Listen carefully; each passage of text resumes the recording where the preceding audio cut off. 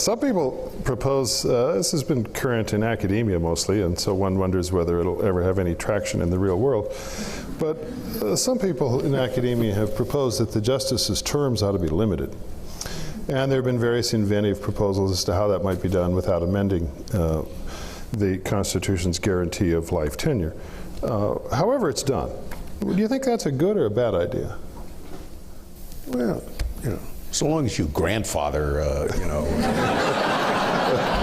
Oh, we'll stipulate to that. Your grandfather did. It has always seemed to me that this is a solution in search of a problem. What is the problem? Are there too many doddering justices on the court? I don't. In the time I've been there, there's nobody who stayed around longer than ought to have been, and they were all still hitting on all cylinders when they left. Brennan could have stayed around longer. Lewis Powell could have. Certainly Sanders could have. What is the problem? The problem is that presidents don't get enough appointments. Is that the problem? That you know, Jimmy Carter had none, and what is the problem? I'm not sure there is one. Unless it's the age of the justices, I do not. Either that or the fact you want every president to have a certain number of appointments. Unless it's one or the other of those two things, I don't see what it accomplishes. Or maybe there's a third. I don't. Well, what's a third? Maybe you want.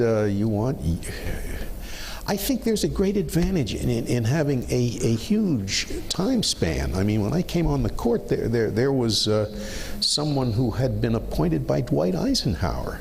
I mean, Bill Brennan had been appointed by Eisenhower.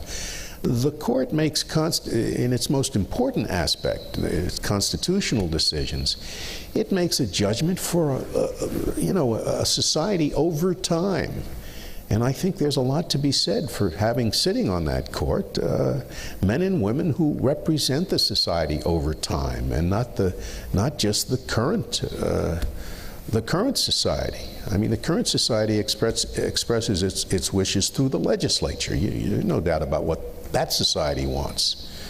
But if you do believe that a constitution places some limits on the current society in light of the society over time, you, it seems to me, would prefer a court that represents the society over time.